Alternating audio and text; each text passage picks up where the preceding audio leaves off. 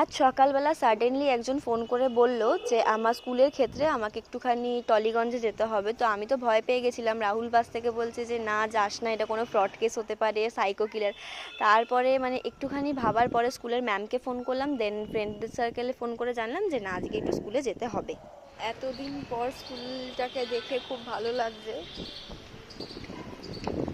কি হবে জানি না, চলো দেখা যাক। আর স্কুলে গেছিলাম, স্কুলে একটা ডকুমেন্টস ছিল, যেই ডকুমেন্টসটা আমার বাইরে থেকে তোলা হয়নি সেই জন্য।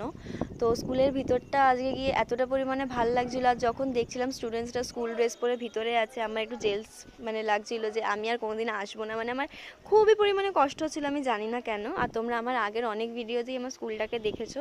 এই যে আমাদের সবার প্রিয় মাল্টিপারপাস গভর্নমেন্ট গার্লস স্কুল। তারপরে আমি যেহেতু সকাল থেকে কিছু খেয়ে আসি না, আমি বাইরে বেরিয়ে একটা বিস্কিট খেয়ে নিয়েছিলাম। তারপরে অনুষ্কা এলো, অনুষ্কার কিছু ডকুমেন্টস ছিল যেগুলো লাগবে সেগুলো জেরক্স করলো। জেরক্স করার পরে তানিয়া আর আন্টি মানে তানিয়ার মায়ের সাথে দেখা হলো। এবার আমরা তো দাঁড়িয়েছিলাম, একটাও কোনো বাস পাচ্ছিলাম না, কিসে করে আসবো সেটা ভেবে উঠতে পারছিলাম না। তো ভাবলাম যে মেট্রো করে যাব, বাট অনুষ্কার এত ভয় লাগছিল, ও আমাদেরকে মেট্রো থেকে মানে বারণ করলো যে যেতেই হবে না। তো তাই জন্য আমরা আবার রাস্তায় চলে এসেছি, একদম হাজরার মোড়ে এসে আলটিমেটলি একটা বাস পেলাম যেই বাসটা টলিগঞ্জ যায়।